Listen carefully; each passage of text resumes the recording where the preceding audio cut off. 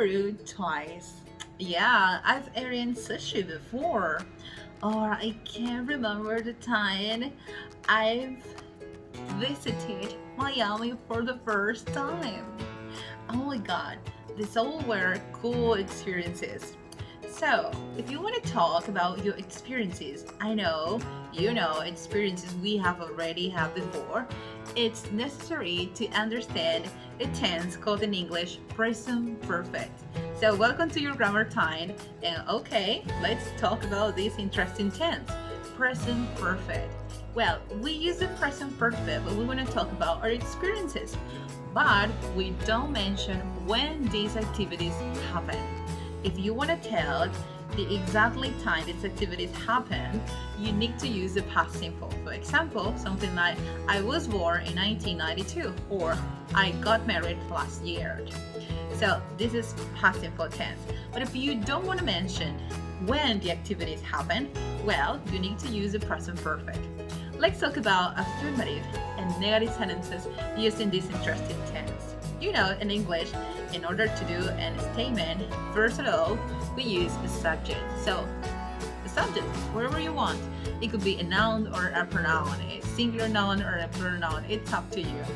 And then, well, you need an auxiliary. And the auxiliary in a present perfect is the verb have. You remember, right? Have. Well, you can use have or its negative form haven't, or has or its negative form hasn't. So you have two options here. One more time, have or haven't, has or hasn't. Well, so when do we use each one? Well, if you say, for example, I, you need to say I have or I haven't.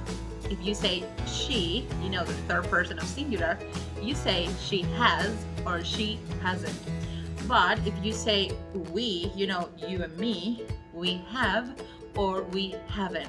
So you need to remember this interesting conjugation. Always use the right auxiliary. Well, and then you say I have or I haven't. You have or you haven't. He has or he hasn't. And then, well, you need the verb, the action, the main verb in this sentence. And well, this verb, it's always in past participle. Yeah, it's not in infinitive form, it's not in past simple, it's always in past participle. Past participle? Maybe you ask yourself, what is that? Well, you can remember maybe the verbs, irregular verbs in past simple tense. So you remember when you learned the whole list of these irregular verbs, of course. Well, for example, you learn something about the verb go. Go, went, gone. Yeah, the third column, gone. This is the past participle. I'll give you other example. What about do?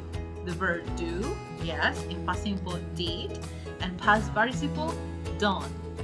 Done, the third column. This is the past participle. With the regular verb, well, they are the same as past simple. We only add ed, something like play, played, played. The past participle is the same. Well, so I repeat it for you. First of all, subject, then the auxiliary, have or haven't, has or hasn't, and your main verb always in past participle, the third column. For example, gone, played, done, and something like this. Been. And after that, well, you can add a complement. A complement in this situation. Yes, you can say something like before. For example, I have been here before. Yes, or maybe, well, I have visited Miami twice. Could you see it? Well, this is how we structure affirmative and negative sentences using the present perfect. One more time. Subject, the auxiliary, have or haven't, has or hasn't, the main verb in past participle, and finally, a complement. So come on, can you practice? Tell me, what activities have you done before?